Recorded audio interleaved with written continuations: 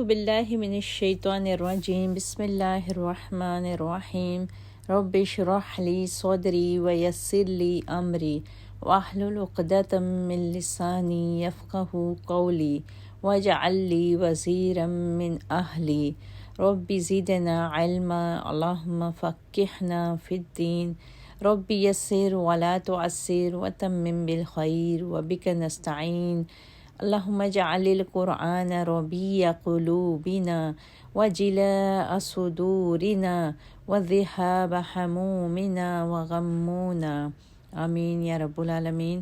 السلام علیکم ورحمۃ اللہ وبرکاتہ۔ کیسے ہیں آپ سب ساتھی؟ اللہ تعالیٰ آپ سب کو اپنی حفاظت میں رکھے اور آپ سب کے گھروں میں اللہ تعالیٰ امن و امان اور سکون و اطمینان کی فضا قائم رکھے، آمین۔ عزیز ساتھیوں، پچھلے لیکچر میں ہم نے اسلامی معاشرے کے ان 14 بنیادی احکامات کو پڑھا تھا سورہ بنی اسرائیل میں، جن پر ایک اسلامی معاشرے کی تعمیر کے لیے بنیاد کا کام کیا جا سکتا ہے۔ امید ہے کہ آپ سب نے ان 14 احکامات کو ضرور ذہن نشین کر لیا ہوگا انشاءاللہ تعالی۔ آج ہم آیت نمبر 40 سے اپنی تفسیر کا آغاز کریں گے۔ اعوذ باللہ من الشیطان الرجیم افا اصفاکم ربکم بالبنین واتخذ من الملائکہ، کیا تمہارے پروردگار نے بیٹے دینے کو تو تمہیں چن لیا ہے اور خود فرشتوں کو اپنی بیٹیاں بنا لیا ہے؟ کتنی بڑی گناہ کی بات ہے جو تم کہہ رہے ہو۔ ہم نے اس قرآن میں حقائق کو مختلف طریقوں سے بیان کیا تاکہ لوگ کچھ ہوش کریں، مگر ان میں نفرت ہی بڑھتی گئی۔ آپ ان سے کہیے کہ اگر اللہ تعالیٰ کے ساتھ کوئی اور بھی الہ ہوتے جیسا کہ یہ مشرک کہتے ہیں تو اللہ صاحب عرش سے مقابلہ اور وہاں تک پہنچنے کے لیے ضرور کوئی راہ تلاش کرتے۔ وہ پاک ہے ان باتوں سے بہت بلند و برتر ہے جو یہ لوگ کہتے ہیں۔ ساتوں آسمان اور زمین اور جو کچھ ان میں ہے سب اس کی تسبیح کرتے ہیں، بلکہ کوئی بھی چیز ایسی نہیں جو اس کی حمد کے ساتھ اس کی تسبیح نہ کر رہی ہو، لیکن تم ان کی تسبیح کو سمجھتے نہیں۔ وہ بڑا بردبار اور معاف کرنے والا ہے۔ اور جب آپ قرآن پڑھتے ہیں تو ہم آپ کے اور ان لوگوں کے درمیان ایک مخفی پردہ حائل کر دیتے ہیں جو آخرت پر ایمان نہیں رکھتے۔ ہم نے ان کے دلوں پر پردہ چڑھا دیا ہے کہ وہ اس قرآن کو سمجھ ہی نہ سکیں، اور ان کے کانوں میں بوجھ ہے، اور جب آپ قرآن میں اپنے اکیلے پروردگار کا ذکر کرتے ہیں تو وہ نفرت سے پیٹھ پھیر کے بھاگ جاتے ہیں۔ ہم خوب جانتے ہیں کہ وہ آپ کی طرف کان لگاتے ہیں تو کس بات پر لگاتے ہیں، اور یہ بھی جانتے ہیں جو وہ سرگوشی کرتے ہیں۔ جب یہ ظالم کہتے ہیں کہ تم ایک سحر زدہ آدمی کی پیروی کر رہے ہو، غور کرو وہ آپ کے لیے کیسی مثالیں بیان کر رہے ہیں۔ یہ لوگ ایسے بھٹکے ہوئے ہیں کہ اب راہ نہیں پا سکتے۔ بھلا جب ہم ہڈیاں اور ریزہ ریزہ ہو جائیں گے تو کیا ہمیں از سر نو پیدا کر کے دوبارہ اکٹھا کیا جائے گا؟ آپ ان سے کہیے، ہاں تم پتھر بن جاؤ یا لوہا یا اس سے سخت تر مخلوق جو تمہارے جی میں آئے ہو جاؤ، تو بھی اللہ دوبارہ پیدا کر دے گا۔ آپ کہیے کہ وہی پیدا کرے گا جس نے تمہیں پہلی بار پیدا کیا ہے۔ پھر وہ آپ کے سامنے اپنا سر ہلائیں گے اور پوچھیں گے کہ ایسا ہوگا کب؟ آپ کہیے کہ شاید وہ وقت قریب ہو جس دن وہ تمہیں بلائے گا تو تم اس کی تعریف کرتے ہوئے پکار کے جواب میں حاضر ہو جاؤ گے اور یہ خیال کر رہے ہوگے کہ تم دنیا میں تھوڑی ہی دیر ٹھہرے تھے۔ آپ میرے بندوں سے کہہ دیجئے کہ وہی بات زبان سے نکالیں جو بہتر ہو، کیونکہ شیطان لوگوں میں فساد ڈلوا دیتا ہے۔ بلا شبہ شیطان انسان کا کھلا کھلا دشمن ہے۔ اب یہاں پر آیات کے شروع میں اسی بات کو اللہ تعالیٰ نے دوبارہ دہرایا ہے جو پچھلے پاروں میں بھی ہم نے 2-3 دفعہ یہ پڑھ چکے ہیں کہ کفار جو تھے وہ فرشتوں کو اللہ تعالیٰ کی بیٹیاں قرار دیتے تھے۔ تو اللہ تعالیٰ نے پہلے بھی آیتوں میں یہی کہا، اور آج اس پارے کی اس آیت میں بھی اللہ تعالیٰ نے یہی فرمایا کہ جس جنس کو یہ اپنے لیے باعث عار سمجھتے ہیں، شرم کے باعث سمجھتے ہیں، یہ ان کو میرے ساتھ شریک کر رہے ہیں، میری بیٹیاں بنا رہے ہیں۔ اللہ تعالیٰ فرماتا ہے کتنی بڑے گناہ کی بات ہے۔ یعنی اللہ تعالیٰ نے اپنے ساتھ شریک ٹھہرانے کے لیے، ہاں وہ بیٹیاں ہوں یا وہ فرشتے ہوں، ہاں وہ کسی بھی طریقے سے کسی کو اللہ تعالیٰ کے ساتھ معبود ٹھہرائیں، تو اللہ تعالیٰ نے اس چیز کو یہاں پہ بہت بڑا گناہ قرار دیا اور یہ کبیرہ گناہوں میں شامل ہے۔ پھر اللہ تعالیٰ نے آگے فرمایا کہ ہم نے اس قرآن میں حقائق کو مختلف طریقوں سے بیان کیا تاکہ لوگ کچھ ہوش کریں، مگر ان میں نفرت ہی بڑھتی گئی۔ اب یہاں سے ہم دیکھتے ہیں کہ قرآن کے اتنا کچھ بیان کرنے کے بعد بھی کفار جو تھے وہ اس کی نفرت میں بڑھتے جاتے تھے، نعوذ باللہ۔ تو ایسا کیوں تھا؟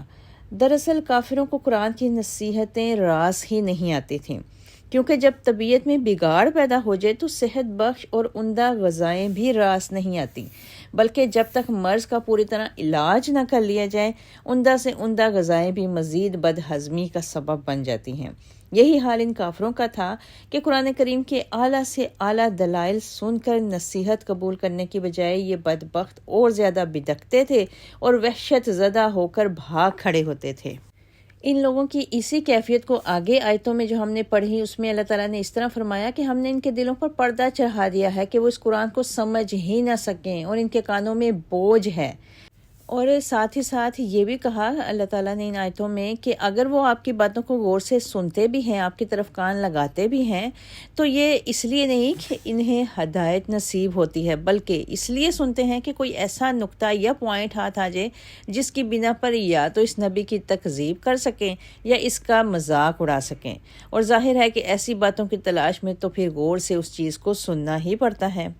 قریش مکہ نے یہ پابندی لگا رکھی تھی کہ ان کا کوئی شخص قرآن نہیں سنے گا، لیکن اس کلام میں کچھ حلاوت اور دل نشینی اس قسم کی تھی کہ وہ اپنی عائد کردہ پابندی خود بھی برداشت یا نبھا نہیں سکتے تھے، اور چوری چھپے رات کے اندھیروں میں قرآن سن لیا کرتے تھے۔ پھر جب کسی ایک کو دوسرے پر یہ شک پڑ جاتا کہ اس نے قرآن سنا ہے، تو وہ آپس میں یہ کہتے تھے کہ کس شخص کی بات کرتے ہو جو خود سحر زدہ ہے اور عجیب طرح کی باتیں کرتا ہے۔ یعنی کبھی وہ آپ کو مسحور کہتے تھے، کبھی ساحر کہتے تھے، کبھی کاہن اور کبھی شاعر۔ یعنی ان کی ایسی مت ماری گئی تھی کہ وہ خود بھی کسی ایک بات پر اتفاق نہیں کرتے تھے، ایک بات کہتے ہیں پھر خود ہی اس کی تردید کرنے لگتے تھے۔ انہیں ایسی کوئی بات نظر نہیں آتی تھی جس پر وہ سب متفق ہو سکیں کہ آخر اسے کہیں تو کیا کہیں۔ اور پھر آپ کے مسحور ہونے کی دلیل یہ لوگ یہ دیتے تھے کہ جو شخص یہ کہتا ہے کہ جب ہم مر کر مٹی میں مل جائیں گے، ہماری ہڈیاں بھی ختم ہو جائیں گی، تب بھی ہمیں زندہ کر کے اثر نو اٹھایا جائے گا، بھلا اس کے سحر زدہ ہونے میں کیا شک باقی رہ جاتا ہے۔ پھر ان آیتوں میں اللہ تعالیٰ نے مشرکوں کا ایک دوسرے سوال کا ذکر کیا کہ پھر مزید وہ یہ پوچھتے تھے کہ وہ کون سی ہستی ہے جو ہمیں دوبارہ پیدا کرے گی۔ اس کا جواب اللہ تعالیٰ نے اسی آیتوں میں یہ دیا کہ جس ہستی نے تمہیں پہلی بار پیدا کیا ہے وہی تمہیں دوسری بار بھی پیدا کر سکتی ہے، اور یہ تو بات واضح ہے کہ دوسری بار پیدا کرنا پہلی بار پیدا کرنے کی نسبت آسان ہوتا ہے۔ پھر یہ جواب سن کر وہ عذرائے مذاق سر ہلاتے تھے اور کہتے تھے کہ اچھا یہ بات تو سمجھ آ گئی، مگر بتاؤ یہ ایسا واقعہ ہوگا کب؟ یہ ان کا تیسرا سوال تھا۔ اس سوال کا متعین وقت بتانا اللہ کی مشیت کے خلاف ہے، جیسا کہ کسی کو اس کی موت کا معین وقت بتانا یا کسی نافرمان قوم کو اس پر عذاب نازل ہونے کا متعین وقت بتانا، یہ اللہ کی مشیت کے خلاف ہے کہ اس سے انسان کی پیدائش اور ابتلا کا مقصد ہی فوت ہو جاتا ہے۔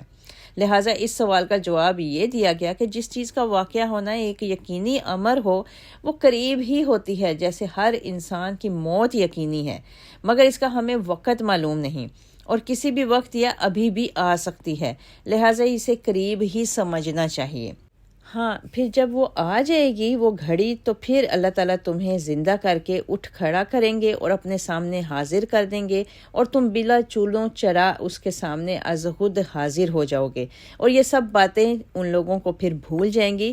پھر اس دن چونکہ سب حجابات اٹھ جائیں گے اور ہر انسان یہ دیکھ لے گا کہ قادر مطلق تو صرف ایک اللہ کی ذات ہے، لہٰذا اس وقت پھر تم صرف اللہ کی پکار پر حاضر ہی نہ ہوگے بلکہ اس کی تعریف کے گن گاتے ہوئے حاضر ہوگے، اور اس دن یہ دنیا کی زندگی تمہیں بس ایک سہانا خواب ہی معلوم ہوگی۔ پھر آیتوں کے آخر میں اللہ تعالیٰ نے پیارے نبی صلی اللہ علیہ وسلم کو مخاطب کر کے کہا، کل عبادی یقول التی ہی احسن، کہ اے نبی اب میرے بندوں سے کہہ دیجئے کہ وہی بات زبان سے نکالیں جو بہتر ہو۔ اب یہاں پر ایک داعی دین کو اللہ تعالیٰ نے تنبیہ کی ہے، نصیحت کی ہے کہ ایک داعی جو ہوتا ہے، دین کی دعوت دینے والا جو شخص ہوتا ہے، اس کو تلخ کلامی سے ہمیشہ پرہیز کرنا چاہیے۔ ہر شخص کو چاہیے کہ جو دین کی دعوت دے اسے اپنے خطاب کے وقت اپنے لہجے میں نرمی اور الفاظ میں شیرینی ہونی چاہیے۔ تند و تیز اور غصے والے لہجے میں یا تلخ الفاظ استعمال کرنے سے پرہیز کرنا چاہیے، خواہ یہ خطاب باہمی گفتگو کے سلسلے میں ہو یا دعوت دین کے سلسلے میں، کیونکہ لہجہ یا الفاظ میں سختی سے مخاطب کے دل میں ضد اور عداوت پیدا ہوتی ہے، اور اس سے دعوت دین کا کام یا اصلاح احوال کا کام پیچھے جا پڑتا ہے۔ اور شیطان تو چاہتا ہی یہ ہے کہ ہمارے آپس میں منافرت، ضد اور دشمنی پیدا ہو اور دعوت و تبلیغ کا کام رک جائے۔ لہٰذا خطاب کے وقت خصوصی احتیاط کرنی چاہیے، اور غصے میں آ گئے یا تلخ لہجہ یا سخت الفاظ کہنا شروع کر دیے تو سمجھ لیں کہ شیطان کی چال میں شامل ہو گئے۔ اسی لیے اللہ تعالیٰ نے مسلمانوں کو کافروں کے بتوں یا معبودوں کو بھی برا بھلا کہنے سے منع فرمایا ہے کہ کہیں ایسا نہ ہو کہ کافر پھر ضد میں آ کر جوابی کارروائی کے طور پر اللہ کو برا بھلا کہنے لگ جائیں۔ آیت 54، ربکم اعلم بکم، تمہارا پروردگار تمہارے حال سے خوب واقف ہے، وہ چاہے تو تم پر رحم کرے اور چاہے تو عذاب دے۔ اور اے نبی صلی اللہ علیہ وسلم، ہم نے آپ کو ان کا وکیل بنا کر نہیں بھیجا، جو مخلوق آسمانوں میں اور زمین میں ہے آپ کا پروردگار انہیں خوب جانتا ہے۔ اور ہم نے بعض نبیوں کو دوسروں پر فضیلت دی، اور داؤد کو ہم نے زبور عطا کی۔ آپ ان سے کہیے، ان کو پکارو جنہیں تم اللہ کے سوا معبود سمجھتے ہو، وہ تم سے تکلیف کو نہ ہٹا سکتے ہیں اور نہ بدل سکتے ہیں۔ جنہیں یہ لوگ پکارتے ہیں وہ تو خود اپنے پروردگار کی طرف وسیلہ تلاش کرتے ہیں کہ کوئی اس سے قریب تر ہو جائے۔ وہ اس کی رحمت کے امیدوار رہتے ہیں اور اس کے عذاب سے ڈرتے ہیں۔ بلا شبہ آپ کے پروردگار کا عذاب ڈرنے کی چیز ہے۔ کوئی بستی ایسی نہیں جسے ہم قیامت سے پہلے ہلاک نہ کر دیں یا سخت عذاب نہ دیں۔ یہ بات کتاب میں لکھی جا چکی ہے۔ جو بات ہمیں معجزے بھیجنے سے روکتی ہے وہ یہ ہے کہ پہلے لوگ انہیں جھٹلاتے رہے۔ ہم نے قوم سمود کو اونٹنی ایک واضح معجزہ دیا تھا تو انہوں نے اس سے ظلم کیا تھا، اور معجزے تو ہم صرف ڈرانے کی خاطر بھیجتے ہیں۔ اور جب ہم نے آپ سے کہا تھا کہ آپ کا پروردگار لوگوں کو گھیرے ہوئے ہے، اور نمائش واقعہ معراج جو ہم نے آپ کو دکھائی، اور وہ درخت جس پر قرآن میں لعنت کی گئی ہے، انہیں ان لوگوں کے لیے بس ایک آزمائش بنا رکھا ہے۔ ہم انہیں ڈراتے رہتے ہیں مگر تم بھی ان کی سرکشی میں اضافہ ہی کرتی جاتی ہے۔ اب ان آیتوں کے شروع میں تو سب سے پہلے یہ بتایا گیا کہ اللہ تعالیٰ نے بعض نبیوں کو بعض پر فضیلت دی ہے۔ اس فضیلت کے بھی کئی پہلو ہیں۔ مثلا کسی نبی کی دعوت کا کام زیادہ بارآور ثابت ہوا، کسی کا کم، کسی نے صرف تبلیغ کا فریضہ سر انجام دیا، کسی نے جہاد بھی کیے، کسی کو کوئی معجزہ دیا گیا تو دوسرے کسی نبی کو کوئی دوسرا معجزہ دیا گیا۔ کچھ نبیوں نے تنگ دستی اور فقیری میں ہی زندگی گزار دی، اور کچھ ساتھ ہی بادشاہ بھی تھے۔ اس طرح سے اللہ تعالیٰ نے سب انبیاء کو کسی نہ کسی طریقے سے ایک دوسرے پر فضیلت عطا کی۔ ساتھ ہی ان آیتوں میں اللہ تعالیٰ نے سیدنا داؤد علیہ السلام کا بھی ذکر کیا۔ ان کا ذکر کرنے کی دو وجوہات معلوم ہوتی ہیں۔ ایک یہ کہ داؤد علیہ السلام اپنے بھائیوں میں سب سے چھوٹے تھے، پست قد تھے اور حقیر سمجھے جاتے تھے، بکریاں چرایا کرتے تھے، مگر جو قیمتی جوہر ان میں موجود تھے انہیں اللہ ہی جانتا تھا۔ لہٰذا اللہ نے انہیں صرف نبی ہی نہیں بنایا بلکہ صاحب کتاب نبی بنایا، پھر بادشاہت بھی عطا فرمائی۔ یہ ہے اللہ کے دین اور اللہ کا فضل کہ جس پر اللہ کی نظر انتہاب پڑتی ہے اللہ تعالیٰ اسے نوازتا ہے اور جتنا چاہتا ہے نوازتا ہے۔ دوسرا پہلو یہ ہے کہ مشرکین مکہ کا رسول اللہ صلی اللہ علیہ وسلم کے متعلق ایک اعتراض یہ بھی تھا کہ یہ تو ہمارے ہی جیسا انسان ہے جو ہماری طرح کھاتا پیتا چلتا پھرتا اور شادیاں کرتا ہے اور صاحب اولاد ہے، یہ تو طالب دنیا ہے، لہٰذا خدا رسیدہ یا اللہ کا پیغمبر کیسے ہو سکتا ہے؟ گویا ان کے نظریے کے مطابق خدا رسیدہ یا پیغمبر ہونے کے طالب دنیا کے بجائے تارک دنیا ہونا ضروری تھا، جیسے کہ یہود و نصارہ میں ان کے راہب تھے۔ اللہ تعالیٰ نے ان کے اس نظریے کی تردید کرتے ہوئے ان آیتوں میں فرمایا کہ ایک عام انسان یا طالب دنیا کے متعلق تمہارا یہ خیال ہے کہ وہ نبی نہیں ہو سکتا، تو ایک بادشاہ کے متعلق تم کیا سوچ سکتے ہو جو عام انسانوں سے بہت زیادہ دنیا میں پھنسا ہوا، طالب دنیا اور اللہ سے نسبتاً دور ہوتا ہے۔ لیکن پھر بھی جب ہم نے یعنی اللہ تعالیٰ نے داؤد علیہ السلام کو بادشاہ اور نبوت دونوں عطا کی، بادشاہت بھی عطا کی اور نبوت بھی عطا کی، اور صاحب کتاب نبی بھی بنایا تھا، تو پھر آخر یہ نبی آخر الزمان نبی کیوں نہیں ہو سکتے؟ پھر آیتوں کے آخر میں اللہ تعالیٰ نے گزری ہوئی ان بستیوں کا ذکر کیا جن پر اللہ کا عذاب نازل ہو چکا ہے، اور یہ بھی بتایا کہ قیامت آنے سے پہلے ہر بستی تباہ کر دی جائے گی۔ یعنی کچھ بستیاں تو ایسی ہیں جو عذاب میں ماخوذ ہو کر تباہ کی جا چکی ہیں، اور قیامت سے پہلے باقی موجود سب بستیوں کا بھی یہی حشر ہونے والا ہے۔ اور چونکہ قیامت آنے سے پہلے نیک لوگوں کو اٹھا لیا جائے گا اور قیامت شرار الناس پر قائم ہوگی، یعنی شر پسند لوگوں پر قیامت قائم ہوگی، لہٰذا قیامت کو یہ نظام کائنات درہم برہم کرنے سے پیشتر ایسی شریر بستیوں کو پہلے ہی عذاب سے ہلاک کر دیا جائے گا۔ اور جب ضدی اور ہٹ درم لوگ کوئی حصی معجزہ یا اپنا فرمائشی معجزہ دیکھ کر بھی ایمان نہیں لاتے تو اس صورت میں ان پر عذاب الہی کا نزول لازم ہو جاتا ہے، مگر چونکہ ہم مکہ کے رہنے والوں کے ایسے عذاب سے ہلاک نہیں کرنا چاہتے اور ان کے زندہ رہنے اور رکھنے میں بہت سی حکمتیں پنہاں تھیں، لہٰذا انہیں ان کا فرمائشی معجزہ نہ دینے میں ہی مصلحت اور ان کی عافیت تھی۔ یہ اس چیز کا جواب دیا گیا کہ جو قریش مکہ بار بار پیارے نبی صلی اللہ علیہ وسلم سے کوئی حصی معجزے کی فرمائش کرتے تھے۔ پھر آگے کہا گیا کہ معجزہ دکھانے کا مقصد محض خوف دلانا ہوتا ہے۔ قوم سمود کے حالات ان کے سامنے ہیں، انہوں نے فرمائشی اور حصی معجزہ طلب کیا تھا، یہ معجزہ دیکھنے کے باوجود وہ ایمان نہیں لائے، تو اس کے نتیجے میں انہیں ہلاک کر دیا گیا۔ حالانکہ فرمائشی معجزہ کو پورا کر دینا اللہ تعالیٰ کی قدرت قاہرہ پر زبردست دلیل ہے۔ پھر ایسا معجزہ دیکھ کر بھی جو ایمان نہ لائے اور اس کے دل میں اللہ کا ڈر پیدا نہ ہو، تو ایسے لوگوں کا علاج یہی ہے کہ انہیں کسی دردناک عذاب سے تباہ کر ڈالا جائے۔ پھر آگے اللہ تعالیٰ نے واقعہ معراج کا دوبارہ سے ذکر کیا کہ کافر اس حصی معجزے کو دیکھ کر بھی ایمان نہیں لائے تھے۔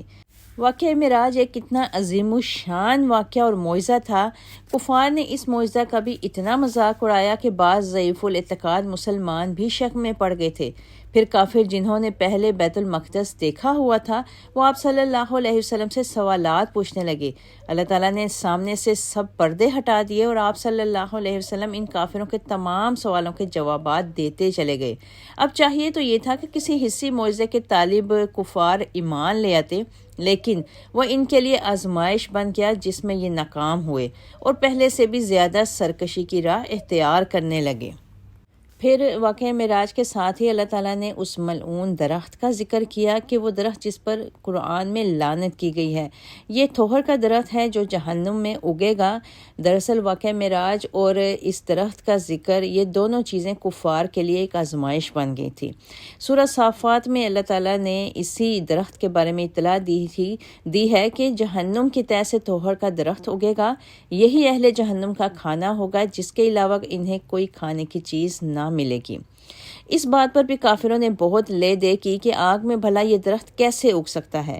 یہ بھی دراصل اللہ تعالیٰ کی قدرت کاملہ کا انکار تھا جو ان لوگوں نے کیا، اور وہ اپنی عقل کے پیمانے سے اللہ کی قدرت کو ناپنے کی کوشش کرتے تھے۔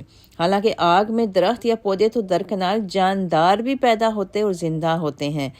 اللہ تعالیٰ نے آگ کا کیڑا سمندری آگ ہی سے پیدا کیا ہے اور وہ اسی میں زندہ رہتا ہے۔ پھر کئی پودے ایسے بھی ہیں جن سے آگ نکلتی ہے۔ یہ تو اس دنیا کا حال ہے، اور آج تک انسان خود تو آخرت کے عالم اور دوزخ کی کیفیت کو پوری طرح سمجھ ہی نہیں سکا اور نہ ہی کوئی چیز تجربہ میں لا سکا ہے، تو انکار کی کیا وجہ ہو سکتی ہے؟ انکار تو اس صورت میں معقول ہوتا ہے جب انسان اللہ تعالیٰ کی باقی سب قدرتوں کو پوری طرح سمجھ چکا ہو اور بس یہی ایک بات باقی رہ گئی ہو۔ انسان کا علم تو اتنا ناقص ہے کہ وہ اپنے جسم کے اندر کی چیزوں کی کیفیت بھی نہیں سمجھ سکتا، تو پھر دوسرے عجائبات سے انکار کرنے یا ان کا مذاق اڑانے کا کیا حق ہے؟ یہ وہ دوسری بات تھی ملعون درخت کے بارے میں جو ان کفار کی سرکشی بڑھانے کا سبب بن گئی تھی، اور یہ درخت ملعون اس لحاظ سے ہے کہ اس میں غذائیت تو نام کی نہیں ہوتی، کانٹے بڑے سخت اور تیز ہوتے ہیں اور جو اہل دوزخ کی اذیت میں مزید اضافہ ہی کرتے ہیں۔ آیت 61 وَإِذْ قُلْنَا لِلْمَلَائِكَةِ اسْجُدُوا لِآدَمَ، اور یاد کرو جب ہم نے فرشتوں سے کہا کہ آدم کو سجدہ کرو تو ابلیس کے سوا سب فرشتوں نے اسے سجدہ کیا۔ کہنے لگا کیا میں اسے سجدہ کروں جسے تو نے مٹی سے پیدا کیا ہے؟ پھر کہنے لگا بھلا دیکھو یہ شخص جسے تو نے مجھ پر بزرگی دی ہے، اگر تو مجھے روز قیامت تک مہلت دے دے تو میں چند لوگوں کے سوا اس کی تمام تر اولاد کی بے کنی کر دوں گا۔ اللہ تعالیٰ نے فرمایا جا تجھے مہلت دی جاتی ہے، پھر اولاد آدم میں سے جو بھی تیرے پیچھے لگے گا تو تیری سمیت ان سب کے لیے جہنم ہی پورا بدلہ ہے، اور انہیں گھبراہٹ میں ڈال جنہیں تو اپنی آواز سے گھبراہٹ میں ڈال سکے۔ اپنے سوار اور پیادے ان پر چڑھا لا، مال اور اولاد میں ان کا شریک بن اور ان سے وعدہ کر، اور شیطان جو بھی وعدہ کرتا ہے وہ سب دھوکہ ہی ہوتا ہے۔ جو میرے بندے ہیں ان پر قطعاً تیرا بس نہیں چلے گا، اور اے نبی صلی اللہ علیہ وسلم آپ کے پروردگار کا کارساز ہونا کافی ہے۔ تمہارا پروردگار وہ ہے جو تمہارے لیے سمندر میں کشتی کو چلاتا ہے تاکہ تم اس کا فضل تلاش کرو، یقیناً وہ تم پر بڑا رحم کرنے والا ہے۔ اور جب سمندر میں تمہیں کوئی مصیبت آتی ہے تو اللہ کے سوا جس کو تم پکارتے ہو وہ تمہیں بھول جاتے ہیں، پھر جب وہ تمہیں نجات دے کر خشکی کی طرف لے آتا ہے تو تم اس سے منہ پھیر لیتے ہو، اور انسان تو ہے ہی نا شکرا۔ کیا تم اس بات سے بے خوف ہو گئے ہو کہ وہ تمہیں خشکی پر ہی زمین میں دھنسا دے، یا تم پر ایسی آندھی بھیج دے جس میں پتھر ہوں، پھر تمہیں اپنے لیے کوئی کارساز بھی نہ ملے؟ یا اس بات سے بے خوف ہو کہ تمہیں دوبارہ سمندر میں لوٹا دے، پھر تم پر سخت آندھی بھیج دے جو تمہارے کفر کی پاداش میں تمہیں غرق کر دے، پھر تمہیں ہمارے خلاف کوئی پیچھا کرنے والا بھی نہ ملے۔ اب یہاں پر آیات میں اللہ تعالیٰ نے دوبارہ سے شیطان ابلیس کی ان چالوں کا بتایا اور اس کے ان وعدوں کا بتایا جو اس نے اللہ تعالیٰ سے بھی مہلت لی تھی، اور اولاد آدم کے متعلق اس نے کہا تھا کہ میں اس کو پہلاؤں گا پھسلاؤں گا، اور قیامت تک کے لیے اس نے اللہ تعالیٰ سے مہلت مانگی۔ یہ سارا واقعہ ہم الحمدللہ سورہ بقرہ اور سورہ اعراف میں بھی بہت ڈیٹیل سے پڑھ چکے ہیں۔ اور جب شیطان کے اس تمام حیلوں بہانوں کا ذکر کرنے کے بعد اور شیطانی اغوا کی کیفیت بیان کرنے کے بعد آگے آیتوں میں اللہ تعالیٰ نے سمندر میں کشتی کی مثال دی اور توحید کے اپنے اور شرک کے متعلق دلائل دیے۔ مشرکین مکہ کی عادت تھی کہ جب ان کی کشتی کسی گرداب میں یعنی سمندر میں کسی طوفان میں پھنس جاتی تھی یا سمندر کے کسی تھپیرے کی نظر ہونے لگتی تھی تو وہ سب ظاہری اسباب ختم ہوتے دیکھ کر پھر بلاخر وہ ایک اللہ کو پکارنے لگتے تھے اور پھر اپنے سارے دوسرے معبودوں کو بھول جاتے تھے۔ اسی چیز کا ذکر اللہ تعالیٰ نے ان آیتوں میں کیا اور آخر میں کہا کہ اگر اللہ چاہے تو وہ سمندر میں بھی تمہیں غرق کر دے، اور اگر اللہ چاہے تو وہ خشکی پر بھی تم پر عذاب نازل کر سکتا ہے۔ وہ یہ بھی کر سکتا ہے کہ زمین شک ہو جائے اور تمہیں اس میں سب کو غرق کر دے اور کسی کو پتہ تک بھی نہیں چل سکے گا۔ اور آیتوں کے آخر میں اللہ تعالیٰ نے یہ سوال بھی کیا کہ جب اللہ تعالیٰ اس صورتحال میں تمہیں چاہے زمین پر ہو یا سمندر میں ہو تمہیں غرق کر سکتا ہے تو ایسی صورت میں تمہارا کون سا ایسا معبود یا تمہارا ایسا حمایتی ہے جو تمہاری طرف سے اللہ سے کوئی باز پرس کر سکے۔ آیت 70 وَلَقَدْ كَرَّمْنَا بَنِي آدَمَ، بلا شبہ ہم نے بنی آدم کو بزرگی عطا کی اور بحر و بر میں انہیں سواری مہیا کی، کھانے کو پاکیزہ چیزیں دیں، اور جو کچھ ہم نے پیدا کیا ہے ان میں سے کثیر مخلوق پر نمایاں فوقیت دی۔ جس دن ہم ہر گروہ کو اس کے پیشوا کے ساتھ بلائیں گے، پھر جس کو اس کا نامہ اعمال دائیں ہاتھ میں دیا گیا تو ایسے لوگ اپنا اعمال نامہ پڑھیں گے اور ان پر ذرہ بھر ظلم نہ کیا جائے گا، اور جو اس دنیا میں اندھا بنا رہا وہ آخرت میں بھی اندھا ہی رہے گا، بلکہ راہ پانے کے لحاظ سے اندھے سے بھی زیادہ بھٹکا ہوا۔ ہم نے آپ کی طرف جو وحی کی ہے قریب تھا کہ یہ کافر آپ کو اس سے بہکا دیتے تاکہ آپ نازل شدہ وحی کے علاوہ کچھ ہم پر افطرا کریں، اور اس صورت میں وہ تمہیں اپنا دوست بھی بنا لیتے، اور اگر ہم آپ کو ثابت قدم نہ رکھتے تو قریب تھا کہ آپ ان کی طرف تھوڑا بہت جھک جاتے۔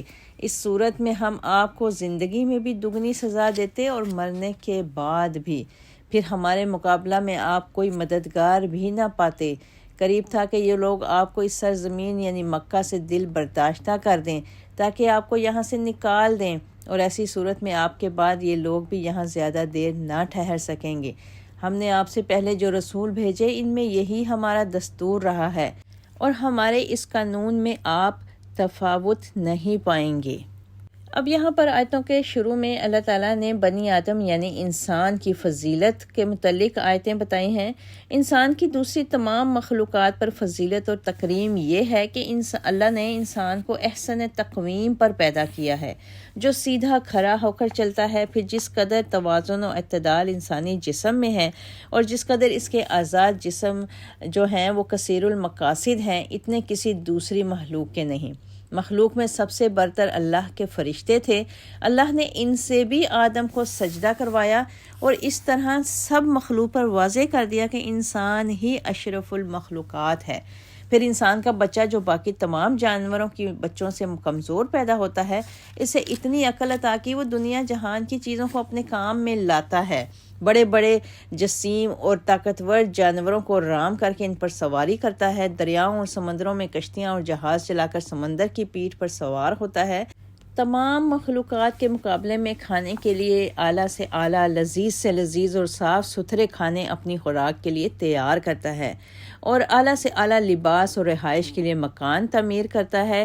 یعنی جتنا اقتدار و اختیار اللہ تعالیٰ نے انسان کو عطا کیا ہے، اتنا دوسری کسی مخلوق کو عطا نہیں کیا، اور یہ سب کچھ یقیناً اللہ ہی کی بخشش اور اس کا کرم ہے۔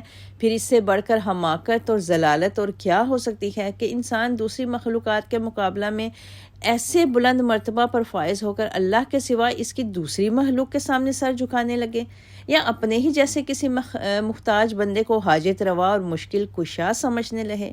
پھر آگے آیتوں میں اللہ تعالیٰ نے فرمایا، جس دن ہم ہر گروہ کو اس کے پیشوا کے ساتھ بلائیں گے۔ پیشوا یعنی امام۔ پیشوا یا امام سے مراد کسی امت کا نبی بھی ہو سکتا ہے، اور وہ شخص بھی جسے آپ صلی اللہ علیہ وسلم کی زندگی کے بعد پیشوا سمجھا گیا ہو۔ اور یہ بلانا اس طرح سے ہوگا کہ اے موسیٰ کی امت، اے محمد صلی اللہ علیہ وسلم کی امت، اے عیسیٰ علیہ السلام کی امت، یا اس طرح بھی ہو سکتا ہے کہ اے قرآن والو، اے انجیل والو، اے تورات والو۔ اسی طرح ہر گروہ والوں کو اس کے گروہ کے بانی کے نام سے اللہ تعالیٰ اس دن پکارے گا۔